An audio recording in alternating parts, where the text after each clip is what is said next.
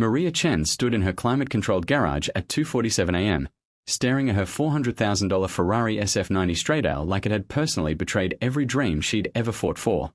The engine made a sound no Ferrari should ever make, a grinding, metallic wheeze that sent ice-cold shivers racing down her spine and made her stomach twist into knots. This wasn't just a car. This was the symbol of everything she'd accomplished, the reward she'd promised herself after 20 years of 16-hour days, failed startups, and sleeping in her office. Now it sat there, silent and broken, mocking her success. She'd built a tech empire from absolutely nothing, survived 3 hostile takeovers that would have destroyed weaker founders, and negotiated billion-dollar deals with men who'd initially refused to shake her hand. But this machine, this beautiful Italian masterpiece, had completely defeated her. 5 certified Ferrari engineers had flown in from 3 different countries over 8 months. 5 specialists with impeccable credentials, decades of experience, and reputations that commanded respect across the automotive world. Each one arrived with supreme confidence, rolled expensive diagnostic equipment into her garage, and promised they'd solve the problem in hours.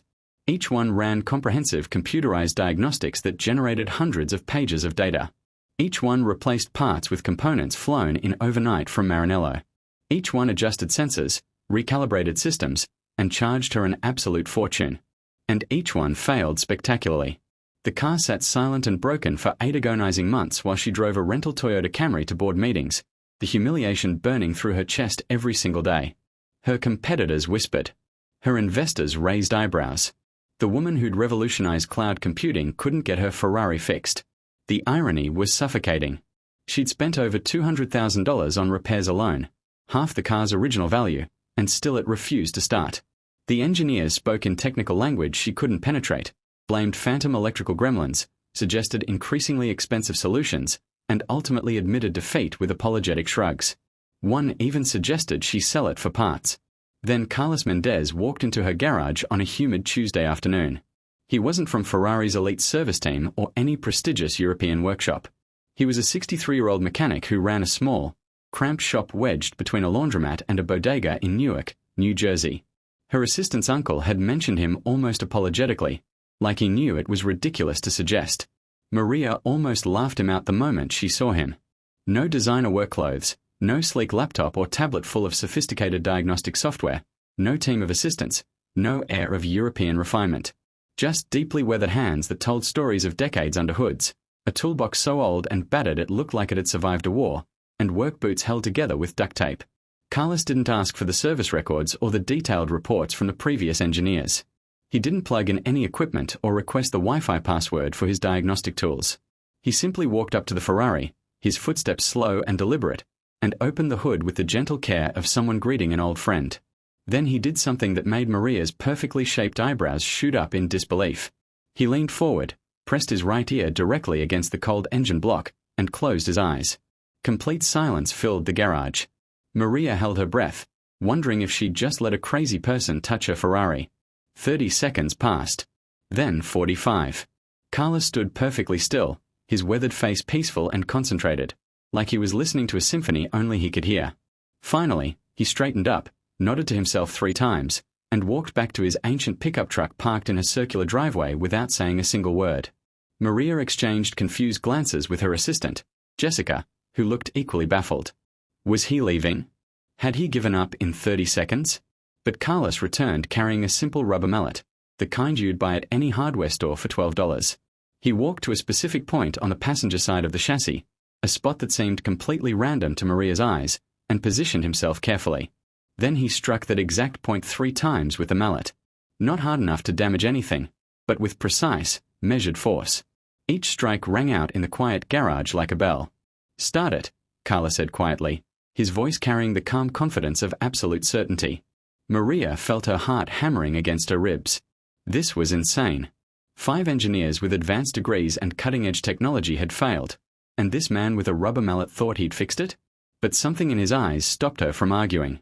Something in the way he'd listened to the car, really listened, made her walk to the driver's seat on trembling legs. Her hand shook as she reached for the key. 8 months of frustration, humiliation, and crushing disappointment hung in the air. Jessica held her breath in the corner. Maria closed her eyes, whispered a prayer to a god she wasn't sure she believed in anymore, and turned the key in the ignition. The engine roared to life, Perfect, symphonic, powerful, exactly as it should sound. The beautiful, throaty growl of Italian engineering filled the garage like music from heaven itself.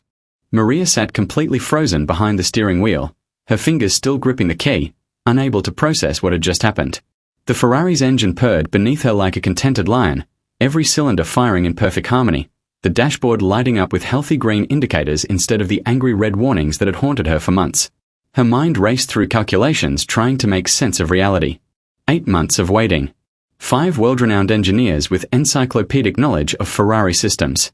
Hundreds of thousands of dollars in diagnostic fees, replacement parts shipped on emergency flights from Italy, and consulting charges that could have bought another luxury car. All of it useless. And then 3 hits with a $12 rubber mallet from a man who smelled like motor oil and looked like someone's grandfather. Carlos Mendez wiped his hands slowly on an old red rag pulled from his back pocket, his weathered face showing no surprise whatsoever, no pride, no smugness. Just the quiet satisfaction of a job completed exactly as expected. He walked around to the open hood and pointed with one calloused finger at a spot near the engine block that meant nothing to Maria's untrained eyes. His voice was calm, almost gentle, as he began to explain what 5 specialists had somehow missed. See this sensor right here? It monitors your hybrid system integration, tells the computer when to switch between electric and gas power. Now, this mounting bolt, he tapped it with his fingernail, producing a hollow sound. It vibrated loose by exactly 4 millimeters.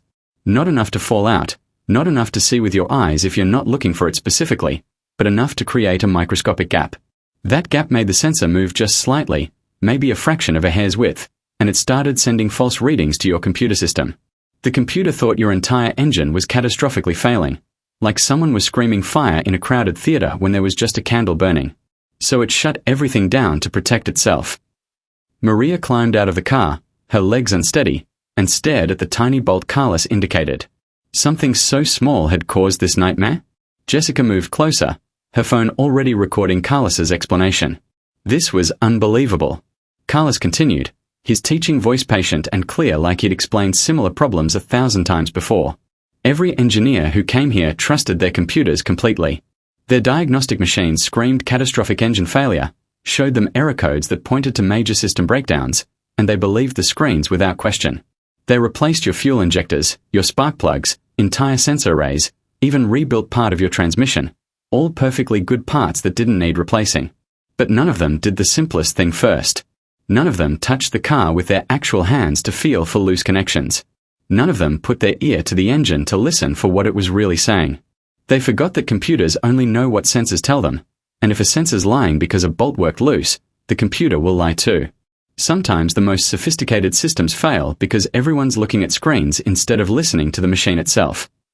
Maria felt something shift deep in her chest, a recognition that went far beyond her Ferrari. She thought about her company, about the endless data dashboards her executives presented, about decisions made purely on analytics while ignoring what employees on the ground were actually experiencing. How many times had she trusted the numbers without questioning the sensors feeding her those numbers? "What's your fee?" Maria asked, her voice barely above a whisper. She was prepared to pay anything. This man had given her back something she thought was lost forever. Carlos shrugged, tucking the rag back into his pocket. $300. Hour and a half of my time, plus drive over here from Newark. $300. Maria almost laughed at the absurdity. She walked into her house, Carlos and Jessica following with confused expressions, and went straight to her home office. She wrote out a check, her hand moving with firm decision, and returned to the garage. She handed Carlos a check for $50,000. "That's not $300, Carlos started, looking uncomfortable. "That's what you saved me from spending on a 6th useless engineer," Maria interrupted firmly. "And I'm offering you a job right now. Chief Operations Advisor for Chen Technologies. Full benefits, salary in the high 6 figures, company car, ironically, and your only job is to apply exactly what you just did here to my entire business. Find the loose bolts everyone else is missing because they're staring at computer screens." Carlos was silent for a long moment, studying her face to see if she was serious. Then he smiled, deep wrinkles creasing around his eyes. "Part-time only. 3 days a week. I'm not abandoning my shop or my regular customers who've trusted me for 40 years. They need me too." Maria agreed immediately and shook his hand, feeling the rough calluses against her palm. Within 6 months, Carlos had restructured her entire supply chain using the same fundamental principle he'd applied to her Ferrari.